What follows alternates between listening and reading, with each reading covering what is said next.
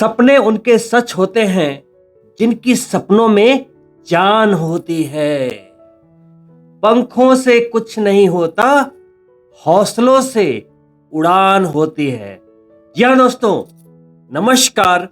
मैं डॉक्टर मुकेश एक बार फिर से आप सभी दर्शकों का हार्दिक अभिनंदन करता हूं आपके चैनल एस्ट्रो नक्षत्र 27 पर। और दोस्तों, आज मैं आपके सामने उपस्थित हुआ हूं कुंभ राशि के जातकों के लिए वर्ष 2025 का संपूर्ण भविष्य फल और मार्गदर्शन को लेकर।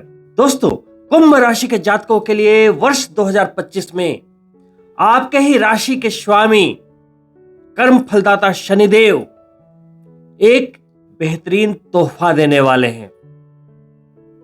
जी हाँ दोस्तों, जैसा कि आप सभी जानते होंगे कि आप सभी कुंभ राशि के जातकों की साढ़े साथी, जो कि क्रमशः 2.5 और 2.5 वर्षों के लिए चंद्रमा पर शनिदेव के गोचर के कारण जानी जाती है। साढ़े साथी का बहुत ही सीधा मतलब है कि जिंदगी में चीजों का स्लो डाउन होना, मानसिक दबाव आना और कहीं ना कहीं आपकी नियत की परीक्षा का होना। दोस्तों, जब शनिदेव आपके 12th हाउस में आते हैं 30 सालों के बाद, जब आपकी साढ़े साथी की शुरुआत होती है, तो शनिदेव का कहना होता है कि कर्म की गठरी बांध के जग में फिरे इंसान, जैसा करे वैसा भरे, यही विधि का विधान। तो 12वें भाव में नुकसान के भाव में जब आते हैं तो आपके ही कर्मों का फल आपको मिलना शुरू हो जाता है। जिनके शनिदेव पत्रिका में अच्छे बैठे हैं, नियत अच्छी है, सब कुछ बढ़िया है, तो उनकी तरक्की होने लगती है। वहीं जिनके कर्म बुरे हैं, नियत बुरी है, प्रारब्धवश पत्रिका में पिछले कर्मों के कारण कुछ दोष इत्यादि हैं, तो अचानक 30 वर्षों में जो गाड़ी रफ्तार में चल रही थी, अचानक से ब्रेक लगने लगते हैं, नुकसान की अनुभूति होने लगती है, मानसिक दबाव की अनुभूति होने लगती है, फलस्वरूप रिश्ते टूटते हैं, पैसों का नुकसान होता है, गलत निर्णय होते हैं और व्यक्ति कहीं ना कहीं दबाव में आ जाता है। पुनः जब शिखर की साढ़े साथी में शनिदेव आते हैं, जो कि आप कुंभ राशि के जातकों के लिए अभी चल रही है, इसे कहते हैं सिर की साढ़े साथी, जिसमें प्रचंड मानसिक दबाव, डिप्रेशन, कामों का बहुत मुश्किल से हो पाना, जीविका चलती रहती है। ईश्वर की दया से जितने पैसे आपको चाहिए जीविका के लिए, पालन पोषण के लिए, भरण पोषण के लिए, वो चीजें शनिदेव आपको उपलब्ध कराते रहते हैं, लेकिन साथ में हमेशा ये याद दिलाते रहते हैं कि मैं तुमसे बड़ा हूं, झुकना पड़ेगा। कभी कभी इंसान प्रभु के दिए हुए ही रूप और गुणों के कारण, उन्हीं के दिए कामयाबी के कारण अहम में आ जाता है कि नहीं, जो किया है मैंने किया है, प्रभु ने कुछ नहीं किया। अगर आप सफल होते हैं तो उसका क्रेडिट खुद ले जाते हैं और असफल होते हैं तो दोष शनिदेव को दे जाते हैं। तो जब जन्म चंद्रमा पर शनिदेव आते हैं, जो कि अभी आप कुंभ राशि के जातकों के लिए करंट गोचर है, अभी साढ़े साथी का शिखर चल रहा है, जो कि इस वर्ष के 29 मार्च तक चलनी है। साढ़े साथी के इस प्रचंड शिखर में शनिदेव जब जन्म चंद्रमा पर आते हैं तो शनिदेव कहते हैं आत्मचिंतन करो, खुद की तलाश करो। चूंकि साढ़े साथी 7.5 वर्षों की कठिन परीक्षा का नाम है, तो चेक करते हैं कि जातक अपनी परीक्षा कितनी ईमानदारी से दे रहा है। तो ढूंढिए क्या कमी रह गई है, देखो और सुधार करो। बड़ी खुशखबरी के रूप में 3 महीने आपकी जन्म चंद्रमा पर रहते हुए 29 मार्च को आपके 2nd हाउस, जिसको धन का भाव कहते हैं, परिवार और रिश्तों का भाव कहते हैं, वाणी का भाव कहते हैं, वहां गोचर करेंगे और वहां से 10वीं दृष्टि आय के भाव को दे देंगे, लाभ के भाव को दे देंगे। 2+11 का एक धन योग निर्मित होगा और शनिदेव धन के भाव में देवगुरु बृहस्पति की राशि में प्रवेश करेंगे, जिसे मणि कांचन राजयोग के नाम से जाना जाता है।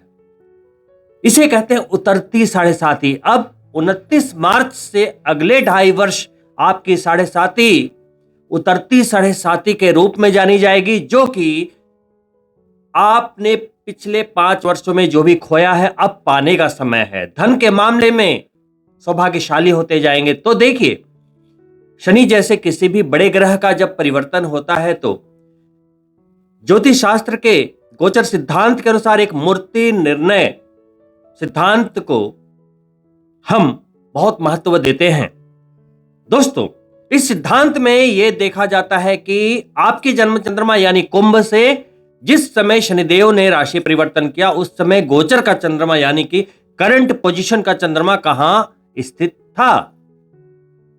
तो चूंकि 29 मार्च को रात के 11:01 पर जिस समय शनिदेव का राशि परिवर्तन धन के भाव में होगा, मीन राशि में होगा, उस समय आपके कुंभ राशि से गोचर का चंद्रमा सेकंड हाउस में होगा, द्वितीय भाव में ही होगा, जिसके फलस्वरूप शनिदेव की मूर्ति का निर्णय होता है रजत मूर्ति यानी कि चांदी का पाया लेते हुए उत्तम मंगलकारी परिणामों को आपके लिए वो सुनिश्चित करते हैं। दोस्तों, शनिदेव कर्म फलदाता हैं। तो देखो, जब शनिदेव सेकंड हाउस में आते हैं तो धन तो देंगे, ये 100% तय है। लेकिन शनिदेव है ही कर्म। श्री कृष्ण भगवान ने एक ही बात बताई इस दुनिया को, है कर्म। यानी कि धन के भाव में तो आ गए, लेकिन धन आप तक चलकर कैसे आएगा, तो वो है कर्म। तभी मैंने बोला कि सपने उनके सच होते हैं जिनके सपनों में जान होती है। सिर्फ पंखों से कुछ नहीं होता, हौसलों से उड़ान होती है। यानी कि हर कोई सोचता है कि मुझे सफल होना है, बड़ी कामयाबी पानी है, करोड़पति बनना है, अरबपति बनना है। हर कोई सोचता है। हर कोई सोचता है कि मुझे अमिताभ बच्चन की तरह बनना है, मुझे अंबानी की तरह बनना है, मुझे प्राइवेट जेट लेना है, बड़ा घर लेना है, बड़ी गाड़ी लेनी है। सोचने में क्या जाता है, हर कोई सोचता है। लेकिन क्या सभी के सपने पूरे होते हैं? तो सपने किनके सच होते हैं? जो हौसला रखते हैं, जिगर रखते हैं कुछ करने का, कुछ पाने का। और दोस्तों, शनिदेव बोलते हैं कर्म करो। आपके मार्ग में, आपकी सफलता के मार्ग में बार बार रिजेक्शन आए, उससे सीखो। बार बार असफल हो जाओ, कोई दिक्कत नहीं, क्योंकि हर असफलता आपको क्योर करती है, आपको कुछ सिखाती है और एक और उचित छलांग लेने के लिए आपको हर तरह के संतुलन को दिखाती है कि देखो, पिछली बार ये गलती थी तो तुम गिर गए थे, इस बार ये गलती नहीं होनी चाहिए, तो वो एनालिसिस सिखाते हैं। लेकिन सबसे बड़ी बात क्या है? हौसला। जैसे अमिताभ बच्चन आज के समय में किस बात के लिए जाने जाते हैं? महानायक है, अपने बुलंद आवाज के लिए। लेकिन एक समय उनका भी रिजेक्शन हुआ कि भाई तुम्हारी आवाज अच्छी नहीं है बोलकर उन्हें रिजेक्ट कर दिया गया था। लेकिन उसके बाद भी वो आगे क्यों बढ़े, गिव अप क्यों नहीं कर दिया? तो हौसलों से उड़ान होती है। समझ रहे बात? धन के भाव में आए हैं तो हर बिजनेसमैन का सपना होता है कि हम एक बड़े बिजनेस टाइकून बन जाए, हम अंबानी की तरह बन जाए। लेकिन वो छोटे मोटे रिस्क लेने में घबराते हैं, और जब रिस्क लेने से डर लगता है तो एक्सक्यूजेज आते हैं लाइफ में, बहाने बनते हैं कि करता हूं, देखता हूं, नेक्स्ट मंथ देखेंगे, अगले वर्ष सोचेंगे, अभी बहुत गर्मी है, थोड़ी बारिश हो जाए, थोड़ी सर्दी आ जाए। तो ये बहाने हैं। आज मेरे पास पैसा नहीं है, ये नहीं है, वो नहीं है। दोस्तों, सफलता हमेशा आपसे कुर्बानी मांगती है, त्याग मांगती है, कंफर्ट जोन से बाहर जाना सिखाती है। शनिदेव लाभ तो देंगे धन के भाव में आकर, तीसरी दृष्टि चतुर्थ भाव को दे रहे हैं, आपके घर को दे रहे हैं कि कंफर्ट जोन से निकलो बेटा। सीधी सातवीं दृष्टि हिडन हाउस को दे रहे हैं कि अपने हिडन क्वालिटी को पहचानो, समझिए शनिदेव को। धोनी पहले टिकट कलेक्टर बने, मजा नहीं आया, फिर सपनों को चेस करते हुए ट्रेन पकड़ी और महान क्रिकेटर बने। शनिदेव त्याग मांगते हैं, बलिदान। तो धोनी ने क्या किया? उनके पिताजी ने जो बड़ी मुश्किल से उनकी नौकरी लगाई थी सिफारिश करके, उसका त्याग कर दिया। नहीं, मुझे तो अपने सपने को ही पाना है। वैसे ही जो भी जुझारू व्यक्ति होते हैं, जो बिल्कुल सिर्फ अपने सपने को देखते हैं, उन्हें कुछ नहीं दिखता। हम छोटे छोटे बहाने बनाते हैं, आज सिर दर्द है, आज तबीयत खराब है। आप ही के सामने सचिन तेंदुलकर हैं, विराट कोहली है, उनके पिता की मृत्यु हो गई है, डेड बॉडी पड़ी है और वो बल्ला लेकर अपने देश के लिए खेल रहे हैं। समझ सकते हैं यहां के पेन को, उस कुर्बानी को, उस त्याग को, उस हौसले को जो उनके सपने के लिए है, जिम्मेदारी के रूप में देश के लिए है। तो सिर्फ गोचर के वीडियो देखने से कि शनिदेव की साढ़ेसाती कब खत्म होगी, कामयाबी नहीं मिलेगी। कामयाबी तब मिलती है जब आपके ऊपर जो घमंड का शनि सवार है ना, वो उतार कर रखते हो। जो आलस्य रूपी शनि आपके ऊपर सवार है, जब उन्हें हटाते हो, जब आप अपने हौसलों को जगाते हो, जो गरीबी को अपने नस नस में भर रखा है ना, कि नहीं यही ठीक है, एक नौकरी मिल गई बस यही ठीक हूं, हर चीज में कॉम्प्रोमाइज, ये गाड़ी क्यों, इसमें भी तो 4 चक्के हैं, ये बड़ा घर क्यों, इसमें भी तो हम सो सकते हैं, जितनी चादर है उतनी ही पैर फैलाओ, ऐसा बोल बोल कर खुद तो पिसते ही रहते, अपने फैमिली को भी पिस डालते हैं, अपने बच्चों के सपने को मार देते हैं, अपने परिवार के सपनों को मार देते हैं, क्योंकि खुद में काबिलियत नहीं है उस सपने को चेस करने की। और दोष शनिदेव को देते हैं, इस गोचर को देते हैं। इस वीडियो में मैं आपको यही सिखा रहा हूं कि ये 5 वर्षों के बाद प्रचंड जो साढ़ेसाती का मेन फेज है उसे समाप्त करते हुए सेकंड हाउस में जा रहे हैं। लेकिन कुछ लोग अभी भी होंगे 2.5 वर्ष और घर में बैठकर इंतजार करेंगे कि नहीं अभी तो साढ़ेसाती, अभी क्या करना। तो दोस्तों, शनिदेव जहां 29 मार्च को विराजेंगे चांदी के पाए के साथ, वो राशि होगी मीन राशि, देवगुरु बृहस्पति की राशि, और उन्हीं की एक राशि होती है आपके लाभ के भाव में, नंबर 9 धनु राशि। दोनों एक साथ एक्टिवेट करेंगे। जैसे ही 29 मार्च को शनिदेव धन के भाव में आएंगे, देवगुरु बृहस्पति की राशि में तो आएंगे ही, उन्हें तीसरी दृष्टि से दृष्ट भी कर देंगे। चतुर्थ भाव, प्रॉपर्टी का भाव, वहां लाभ के स्वामी आपके बैठे हुए हैं, कुंभ राशि के लाभ के स्वामी, धन के स्वामी, और धन के भाव में बैठते हुए मणि कांचन राजयोग बनाते हुए शनिदेव ने दृष्ट कर दिया बृहस्पति को। इसका ट्रांसलेशन क्या हुआ? प्रॉपर्टी का लाभ।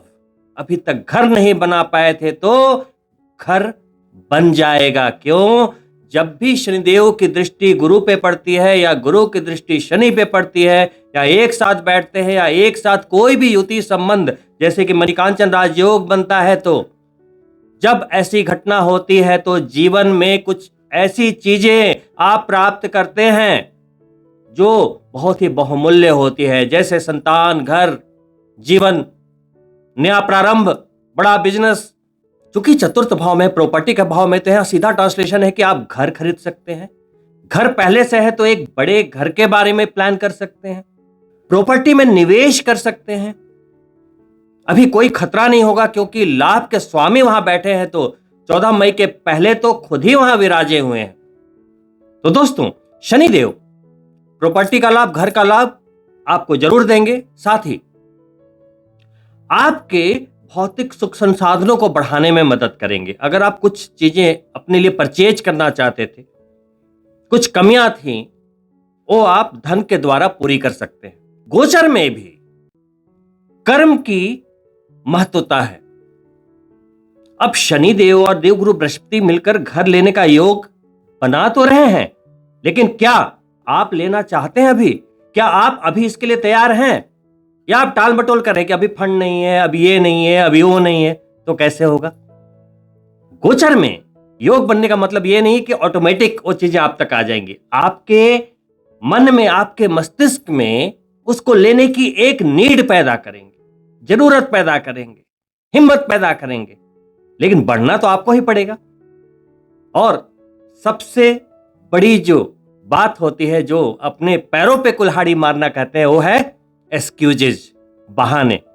करना चाहे तो आप कर सकते हैं, लेकिन आप करना नहीं चाहते।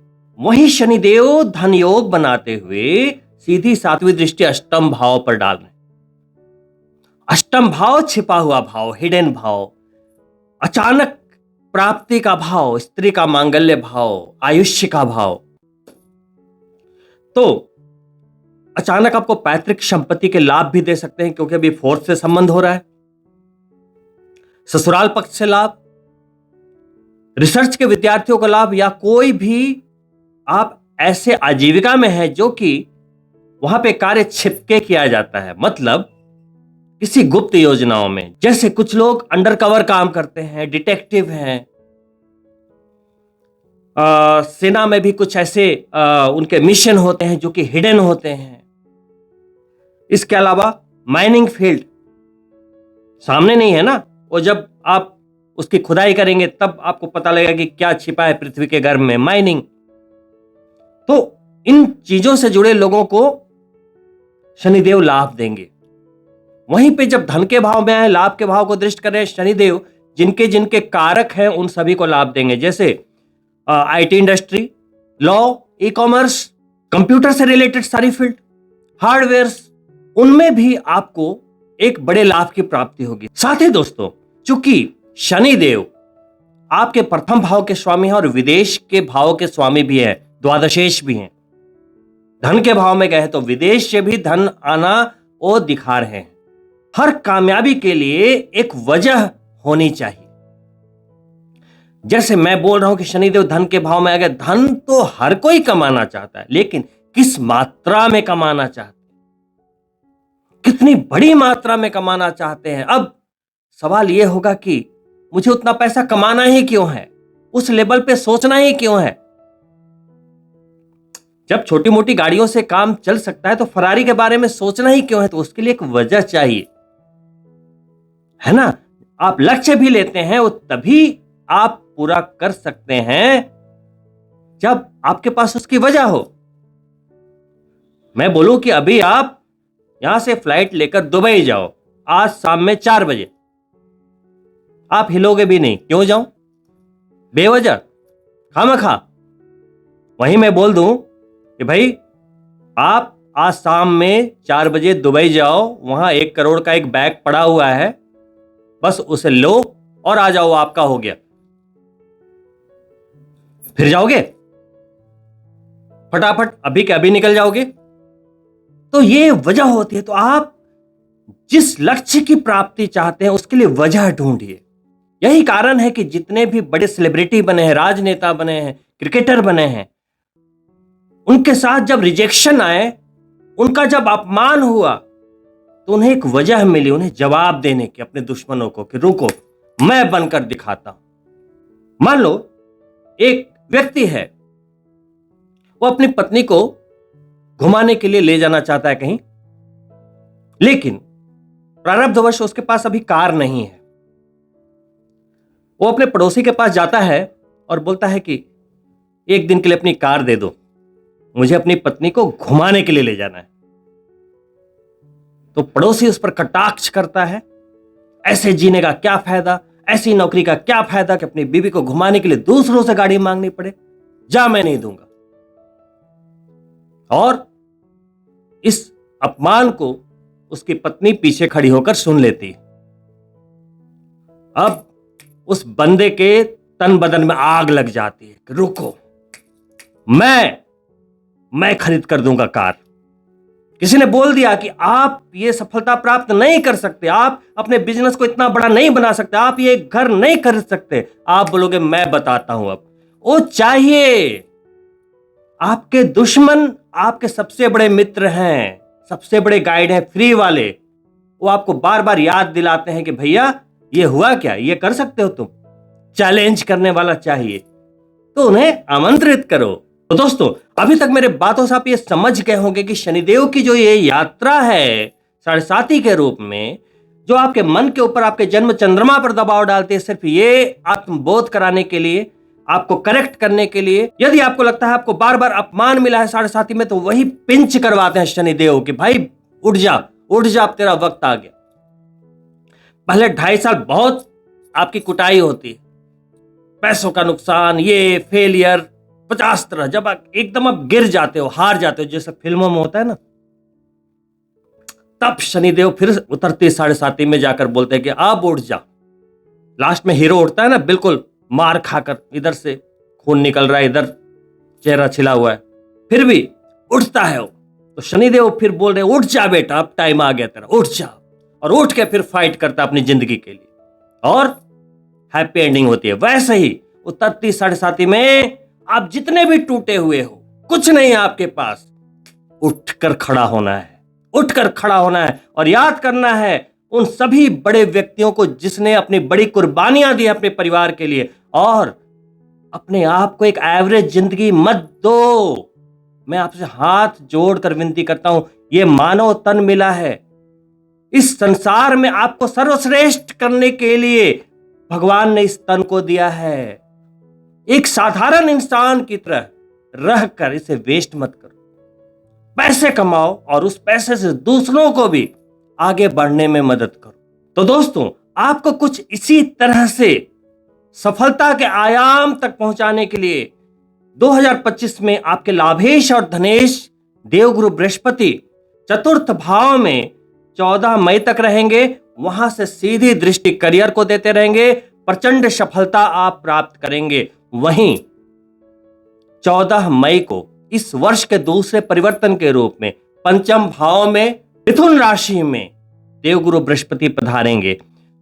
पंचम भाव त्रिकोण भाव है, संतान, शिक्षा, प्रेम, नया आरंभ। और बृहस्पति देव क्या हैं? भाग्य, आपके धनेश, आपके लाभेश, प्यार के भाव में जाएंगे, प्यार का लाभ। तो जो कुंभ राशि के प्रेमी युगल हैं, उन्हें प्रेम संबंधों में सफलता प्राप्त होगी। वहीं देवगुरु बृहस्पति क्या हैं? नया प्रारंभ, संतान के दाता। तो जो दंपति अपने संतान के लिए प्रयास कर रहे थे और किसी न किसी कारण से बहुत समय से सोच रहे थे, लेकिन प्रयास कर रहे थे, लेकिन संतान की प्राप्ति नहीं हो पा रही थी, तो संतान के दाता चूंकि देवगुरु बृहस्पति हैं और 12 वर्षों में वो अपनी उच्चता की ओर जा रहे हैं। 18 अक्टूबर को उच्च होने वाले हैं, 12 वर्षों में, तो एक अच्छा समय। और पंचम भाव विद्यार्थियों का है, तो एजुकेशन के कारक, शिक्षा के कारक कौन है? देवगुरु बृहस्पति। पंचम में जाएंगे तो विद्यार्थियों के लिए भी असीम सफलताएं। और देवगुरु बृहस्पति जब पंचम में आएंगे तो सीधी 7वीं दृष्टि लाभ के भाव को दे देंगे, अपनी ही राशि धनों को दे देंगे। तो आपके लाभ में सोचिए क्या प्रचंडता रहेगी। और अंतिम 9वीं दृष्टि आपके हेल्थ को दे देंगे, आपके जन्म चंद्रमा कुंभ राशि को ही दे देंगे त्रिकोण में बैठ के, महालक्ष्मी योग। और दोस्तों, जैसा कि आप जानते हैं कि 14 मई को तो जाएंगे मिथुन राशि में पंचम भाव में। वैसे तो 1 वर्ष 1 महीना रहते हैं एक राशि में बृहस्पति देव। 0 से 30 डिग्री को क्रॉस करने में उन्हें 13 महीने लगते हैं, लेकिन इस वर्ष ऐसा नहीं होगा। इस वर्ष देवगुरु बृहस्पति अतिचारी हो रहे हैं। अतिचारी का मतलब है डबल स्पीड में निकलेंगे, यानी कि 14 मई को जाएंगे पंचम भाव में और 18 अक्टूबर को ही वो पंचम भाव को छोड़ते हुए छठे भाव में चले जाएंगे, नौकरी के भाव में, रोग शत्रु ऋण के भाव में, लेकिन कर्क राशि में। और कर्क राशि उनकी उच्च राशि है।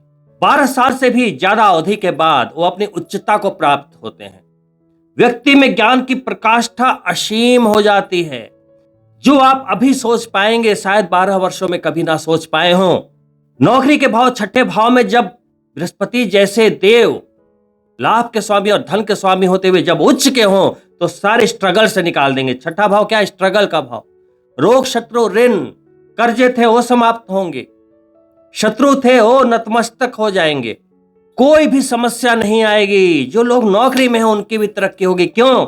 जब छठे भाव में देवगुरु बृहस्पति आएंगे तो 5वीं दृष्टि करियर को दे देंगे। करियर में प्रचंड मजबूती, क्योंकि लाभेश है तो करियर में लाभ, नौकरी पेशा लोग हैं तो या तो सैलरी बढ़ेगी या तो आप नौकरी में बदलाव करेंगे, बड़ी नौकरी में जाएंगे, या तो प्रमोशन मिलेगा, ख्याति मिलेगी, रिकॉग्निशन मिलेगा।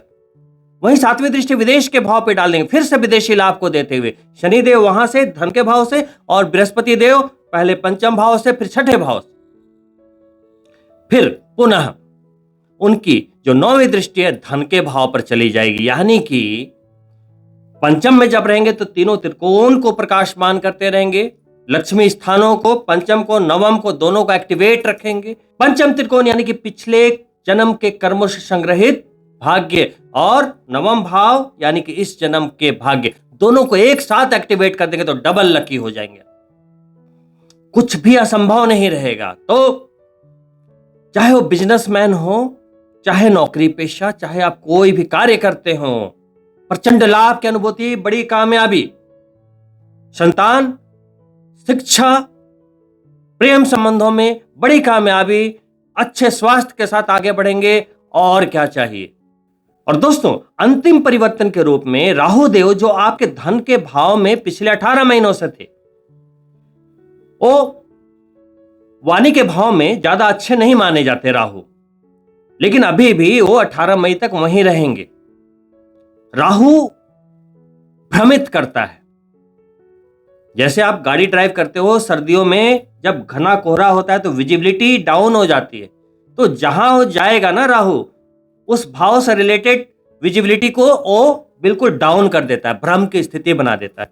अब वाणी के भाव में जाएगा तो आपकी वाणी से कई लॉसेस करा सकता है, झगड़े, लड़ाइयां, विवाद करवा सकता है। रिश्तों का भाव है, वहां पर कुछ ना कुछ उठापटक करवा सकता है। धन का भाव है तो धन के मामले में छेड़छाड़ कर सकता है। हाँ, विदेश से धन आएगा, ये बात पक्की रहती। लेकिन चलो अभी शनिदेव, देवगुरु बृहस्पति का गोचर आपके लिए बहुत प्यारा है, शानदार है। तो मार्च के बाद मई तक स्थितियां संभलती हुई चली जाएंगी और 18 मई को अंतिम गोचर के रूप में राहु देव अब आपके जन्म चंद्रमा पर आ जाएंगे, शनिदेव की राशि में आ जाएंगे, शनिवत हो जाएंगे, क्योंकि राहु के तो कोई ग्रह नहीं है, वो एक चुंबकीय फील्ड है। जिस राशि में आता है उसके गुण ले लेता है, मायावी है, छलिया है, तो आपके जन्म चंद्रमा पर आ जाएगा। जब ये जन्म चंद्रमा पर आएगा तो राहु अपने कारक तत्वों को एक्टिवेट कर देगा। देखो राहु क्या है, वो नशा है, भ्रम है।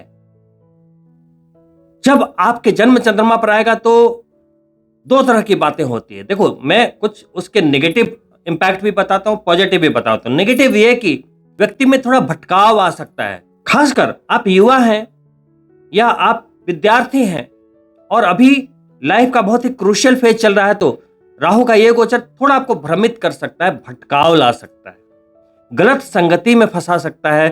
राहु बोलता है अयासी करो, नशा है ना, वो शराब की तरफ वो धकेलेगा, ड्रग्स की तरफ ढकेलेगा, बोलेगा पार्टी करो, ये करो, वो करो। हर वो चीज राहु है जिससे आप कंट्रोल नहीं कर सकते। व्याभिचारिता में पैसे खर्च करवाएगा। तो भटकाव के साथ साथ राहु जब जन्म चंद्रमा पर आता है तो आप कहीं ना कहीं सही निर्णय लेने में बहुत भ्रमित हो जाते हैं। जैसे मैंने क्या बोला, विजिबिलिटी डाउन कर देता है, तो आपकी निर्णय लेने की क्षमता थोड़ी ऐसी हो जाएगी कि आप गलत निर्णय भी ले रहे हैं तो आपको लगेगा कि आप बिल्कुल सही निर्णय ले रहे हैं, किसी के आप सुनोगे नहीं। मतलब राहु दूसरों के सुनने नहीं देता, जिससे में आप गलतियां कर रहे हैं आपको लगेगा कि नहीं मैं तो बिल्कुल सही कर रहा हूं, दूसरों की बात ही नहीं मानोगे आप।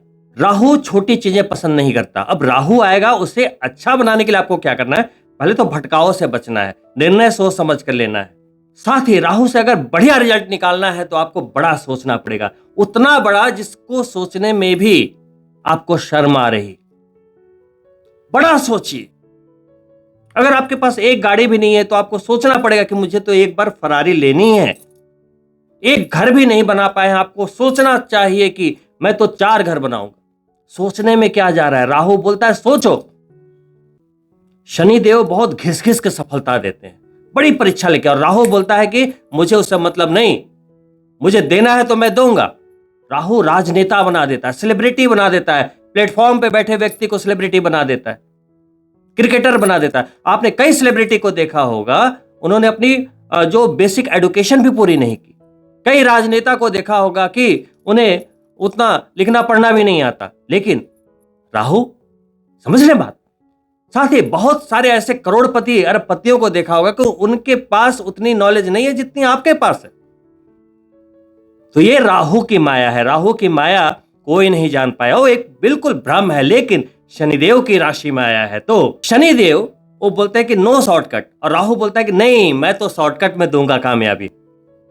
अब यहां द्वंद्व रहेगी। शनिदेव चले गए सेकंड धन के भाव में, उन्हें लाभ तो देना है। राहु आ गया लगन में, बोलेगा मैं जल्दी लाभ दूंगा, शॉर्टकट शॉर्टकट। लेकिन आपको गलतियों में नहीं फंसना है, क्योंकि राहु आपको साम दाम दंड भेद सब देता है, गलत चीजों में भी फंसाने की कोशिश करता है। तो नियत को पवित्र रखिएगा, भूलिएगा नहीं कि 7.5 अभी 2.5 वर्ष बाकी है, क्योंकि जैसे ही 7.5 अपने उतरती चरण में जाएगी मार्च के बाद, आप कामयाब होने लगेंगे, धन का आगमन होने लगेगा। तो होता है ना, कुछ लोग घमंड में फूल जाते हैं, तो मैं यही बोलूंगा कि घमंड में फूलना मत और शनिदेव को भूलना मत। साथ ही जब राहु आपकी जन्म चंद्रमा पर आएगा तो विदेश से आपके कनेक्शन बनाएगा। अभी तक विदेश नहीं गए थे तो विदेश जाने के योग बनाएगा। अगर आप विदेश में नौकरी करते हैं तो ये आपके लिए एक अच्छा समय हो सकता है आने वाले 1.5 वर्ष के लिए।